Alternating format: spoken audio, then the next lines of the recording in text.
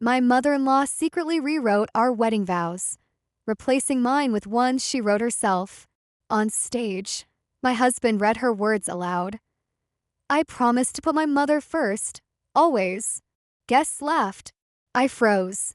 Later that night, he said, "You should be grateful she even let us get married."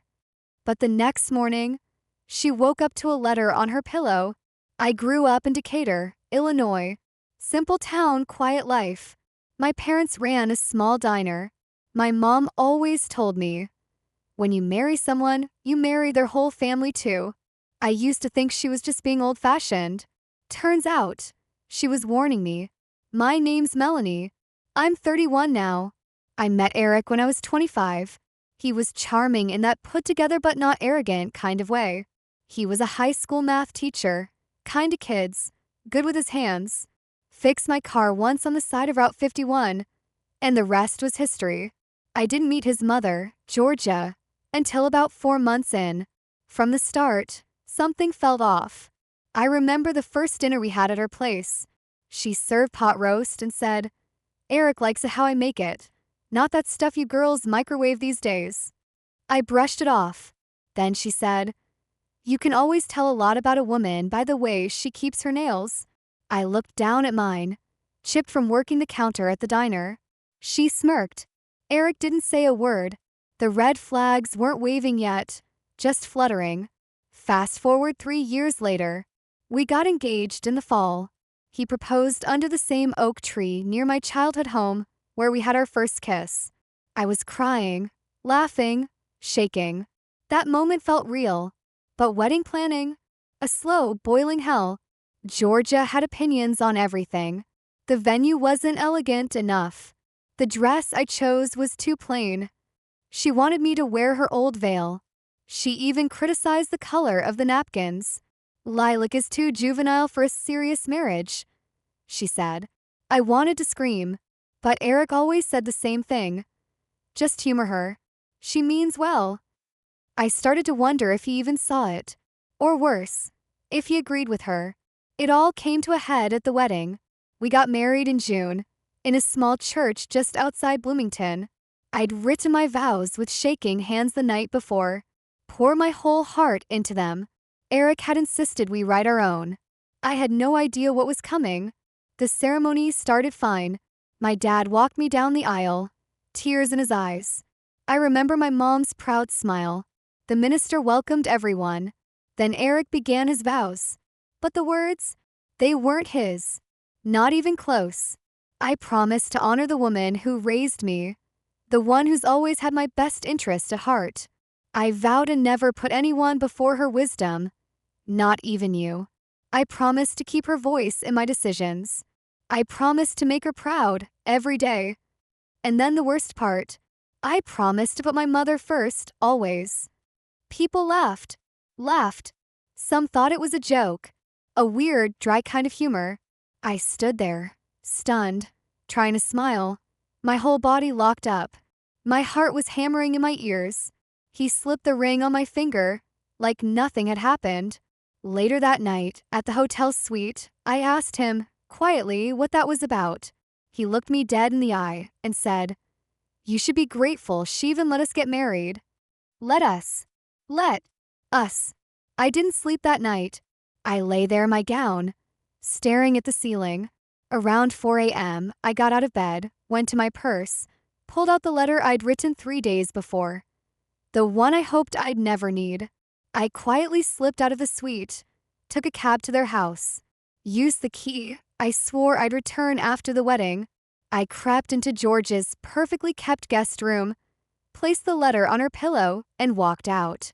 I stayed with my cousin on the edge of town for 2 weeks. Never turned my phone on. No social media. No calls. I needed to think. I needed to plan.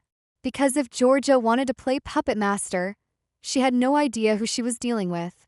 I spent those first 2 weeks in my cousin Trina's guest room, barely speaking. She gave me space, no questions asked.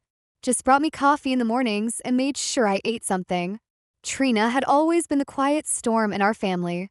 Calm, but fierce when she needed to be. One day, she finally asked, What did the letter say? I told her. Every word.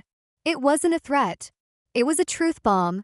I wrote, Georgia, you've treated me like a stranger since day one. I came into your life with an open heart, but you met me with control, cruelty, and competition. I saw what you did at the wedding. I know those vows weren't Eric's. I know you wrote them. He read them without hesitation. That told me everything. If you think you've won, you haven't. I won't play the good little wife to your perfect son. I won't stand beside a man who lets his mother control his marriage. You raised a weak man. You didn't ruin our wedding day.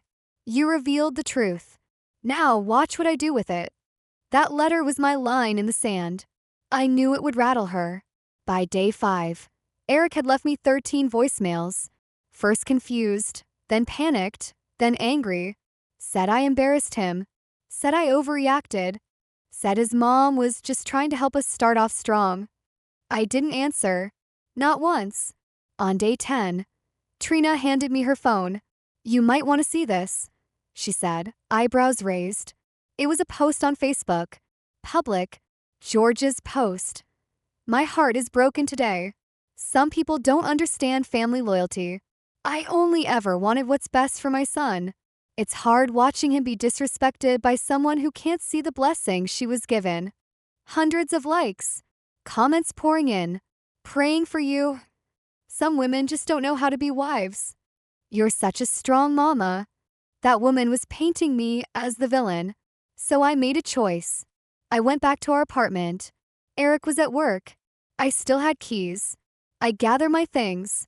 But I also gathered everything else. Every card, every note, every email or message Georgia had ever sent me. The passive-aggressive ones. The ones where she joked about me being a gold digger. The ones where she told Eric to keep me in line. I printed it all. I also took Eric's laptop. Not out of spite. I needed access to his email. I had a gut feeling and I was right. There it was. A folder called Vows. Dated a week before the wedding. Inside, 2 drafts. One labeled Original M.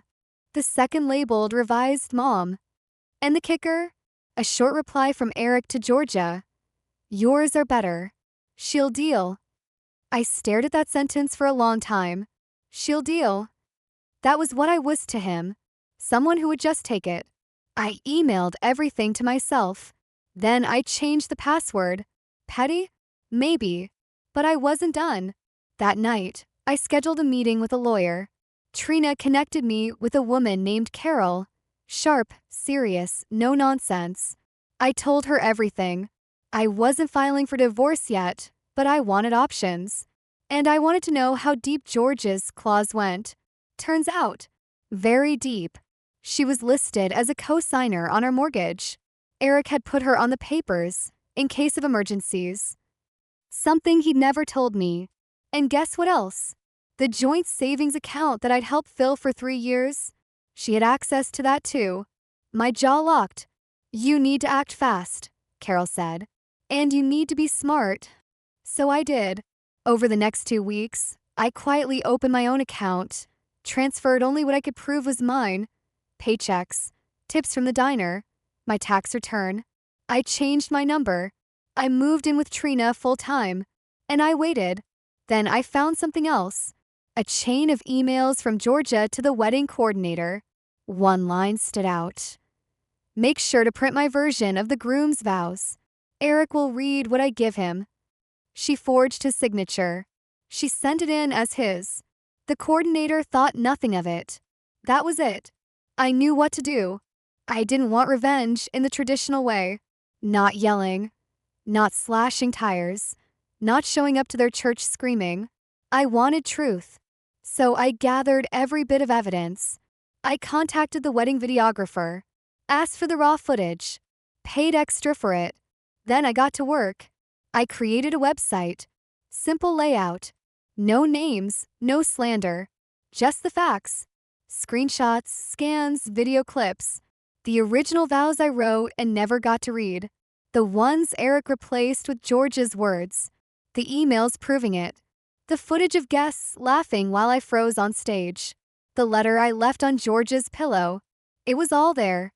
I posted the link in a private Facebook group we were both part of. Central Illinois Wedding Circle. A group full of vendors, planners, and newlyweds. I posted it without context, only this. When your mother-in-law writes your wedding vows and your husband reads them without telling you, this is what that looks like. It went viral overnight. Vendors began pulling George's past reviews, noticing a pattern of bullying and manipulation. One caterer even said she demanded a discount after the wedding because the bride was rude.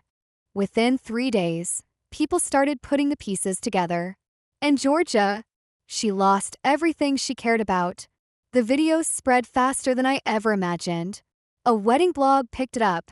Then someone posted it on Reddit under r/justnamil with the title, Bride's Vows Replaced by MIL's Manipulative Masterpiece. Groom Complicit. The comments exploded. Run, girl. That's not a husband. That's a son with a leash. This is emotional abuse, straight up. People from all over the country were weighing in. And Georgia, she spiraled. She started making phone calls. To my family, to Trina, to my old coworkers at the diner. She was trying to do damage control. Melanie's unstable. She twisted everything. She had a breakdown. But the receipts were already out there. People weren't buying it. Too much proof. And then, 2 weeks after I dropped that link, I got an email from a name I didn't recognize. Subject line, "You're not the only one." It was from a woman named Haley. Said she dated Eric in college. She wrote, "I saw your story online. I want you to know, Georgia tried to break us up too. I caught her going through my purse once. Eric just laughed. She used to edit his emails to me. When they shared an iPad, she'd rewrite my messages and make them sound cold. He knew. He let her. That's why I left." I stared at the screen for 10 full minutes, mouth open, nauseous. And then more came in. 2 more exes. Both said the same thing. Georgia inserted herself, rewrote things, twisted words. Eric let it happen. Every time. Suddenly, the whole picture shifted. This wasn't about me. It wasn't just about the vows. This was a pattern, a system. Georgia had been shaping Eric's relationships like a sculptor, carving away anything that didn't worship her. And he never once pushed back. That night, Trina looked at me and said, "He's not just weak. He's trained." And that word stuck. Trained. Eric called me again that week. I let it go to voicemail. He sounded wrecked. "Melanie, please stop. You're embarrassing me. I never meant for it to go this far. You're blowing everything up." Then the kicker. "You've made my mom sick. She's barely eating." That's when it clicked. He didn't say I hurt him. He said I embarrassed him. He didn't care about what he did, only how it looked. So I answered the next call. I kept my voice calm. "Eric, you want me to take it down?" He hesitated. "Yes. It's cruel." "Okay," I said. "But I have a condition." "What?" "You write a letter. A public one. You tell the truth. All of it. That your mom wrote those vows. That you knew. That you let it happen. And you apologize for humiliating me." "Are you serious?" "Dead serious." Silence. "You're out of your mind." I laughed. "Then the video stays." He hung up. The next day, Georgia posted another Facebook message. This time it was unhinged. "The internet is full of lies. I won't be bullied by an ungrateful child. My son deserves better. Real wives don't run. They fight for their marriage." That post did not go the way she thought it would. This time, the comments turned. Someone posted, "You replaced her wedding vows. What kind of mother does that?" Another, "Respectfully, this sounds like emotional incest." Then a bomb dropped. Haley, the college ex, shared her story publicly. Attached photos, dated texts. Then one more woman. Then another. Within 48 hours, 5 women came forward. All had similar stories. Controlling behavior, privacy violations, Eric standing by. People began using the hashtag #MLVowgate. Georgia deleted her Facebook that night. I thought it was over. But then I got a letter in the mail. Real paper. No return address, but I knew the handwriting. It was from Georgia. Inside were 3 things. A typed letter, printed on thick ivory stationery. A wedding photo, me and Eric, taken seconds before he read those vows. A pair of earrings, cheap pearls. The ones she told me were family heirlooms. I'd worn them on the big day. The letter read, "You've made your point. Congratulations. I'm humiliated. Eric is heartbroken. But let me be clear. You were never meant to be in this family. You were a placeholder, a stepping stone. I gave you a chance and you spat in my face. If I seem cold, it's because I know weak women don't survive in real marriages. I suggest you take the photo and remember it well, because you will never have a moment like that again." That was the moment I went from hurt to done. I kept the letter. I kept the earrings. And I sent copies to my lawyer, because I was ready now to file for divorce, to take back my name, to burn the bridge so completely that nothing could crawl across it again. I filed for divorce that same week. No warning, no conversation, just served papers. Eric tried calling, then texting, then calling again. I blocked every number he used. His desperation grew louder, but my resolve grew stronger. The day he got the papers, he showed up at Trina's. I was sitting on her front porch, sipping coffee in old sweatpants, looking nothing like the girl who once stood in a white dress on that church altar. He pulled up, engine running. He looked tired, unshaven, eyes bloodshot. His shirt was wrinkled, like he hadn't slept or changed in days. "Can we talk?" he asked. "No, just 5 minutes." I stood up, crossed my arms. "I don't owe you 5 seconds. He flinched. "You really doing this?" he said, voice cracking. "Over some vows?" I stepped down from the porch. "This isn't about vows, Eric. This is about the fact that you let your mother humiliate me in front of everyone I love, and then told me to be grateful for it." He tried to reach for my hand. I pulled back. "You lied. You let her lie. And when you had a chance to fix it, you didn't. You stood behind her, like you always do." He looked away, quiet. Then he said the dumbest thing I've ever heard. "She raised me. I have to respect that." "No," I said, shaking my head. "Respect doesn't mean obedience. Respect doesn't mean letting her hijack your marriage. And it sure as hell doesn't mean letting her rewrite my vows because she thinks she owns you." He sighed. "She's not doing well." I didn't care. "She's been having panic attacks," he continued. "She's lost weight. She doesn't eat." I stared at him. That's not my problem anymore. He looked up at me, finally seeing it. The part of me he'd lost forever. "You're really going through with this?" I nodded. "She got her wish," I said. "You can be hers again." And I walked back inside. That was the last time I saw Eric in person. The divorce went through fast. Carol, my lawyer, was relentless. We filed a motion to separate all marital assets. I got proof that I contributed to the savings account independently. I also proved that Georgia had unauthorized access to it. She ended up having to pay back $4,600. Eric fought back once, claiming I defamed them with the website.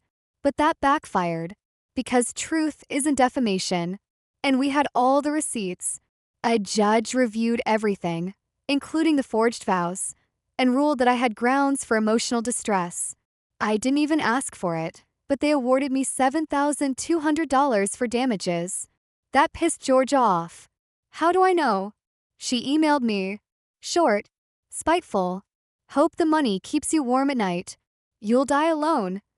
I didn't reply, but something strange happened after the dust settled. About a month later, I got an email from Eric's younger cousin Lauren. She was the only one in that family who'd ever treated me like a human. She said, "I'm sorry." Said she didn't know the full story. Said that Georgia had always controlled the family, like a spider in a web. That even Eric's dad had checked out years ago, moved to Florida to escape the madness. She's broken a lot of people, Lauren wrote. You just happened to be the first one to fight back publicly. She told me the family was in shambles. Apparently, Georgia had a meltdown at church, yelled at a woman in the parking lot who asked about the wedding video, screamed that people were meddling in her family. She was asked not to return. Her social circle dried up. A few loyal friends remained, but even they started keeping their distance. Eric moved in with her for a while, but that didn't last. I heard through a friend that he took a job in Indiana. Quiet town, low stress. Guess he needed to escape the wreckage. But the damage followed him. I got an email from one of his new coworkers. She stumbled across the video, pieced it together, said Eric kept to himself, avoided conversations about his past. I don't think he ever really recovered from it, but I did. I healed slowly. Trina and I took a trip to Michigan that fall. Just the two of us. She didn't push, didn't force me to talk. We just sat on porches, ate pie, and watched leaves fall into lakes. I started therapy. It helped. Helped me see that I wasn't stupid, that love isn't blind, it's just hopeful, that I had been trained to, not by Georgia, but by years of being told to be the good girl, the peacekeeper, the fixer. But I'm not that girl anymore. I eventually moved out of Trina's, got a little house on the edge of town, started my own baking business, quietly, no fanfare, just me, flour, sugar, and silence. And peace. Real peace. The last time I heard Georgia's name was 6 months ago. A woman from town mentioned she was trying to rebuild her image, starting a women's group at a local church. Apparently, no one came. People remember. Worse than the public fallout. Her family fell apart too. Eric's sister cut ties. His dad never reached back out. Georgia lives alone now. The queen with no subjects. And Eric? He's just a whisper now. A warning sign. A memory that taught me everything I needed to know about boundaries, weakness, and self-worth. Sometimes revenge isn't loud. Sometimes it's silent. It's walking away and leaving them to choke on the silence you used to fill with love. It's not screaming at the top of your lungs. It's smiling, shutting the door, and knowing they'll never get another chance to open it. Not ever again.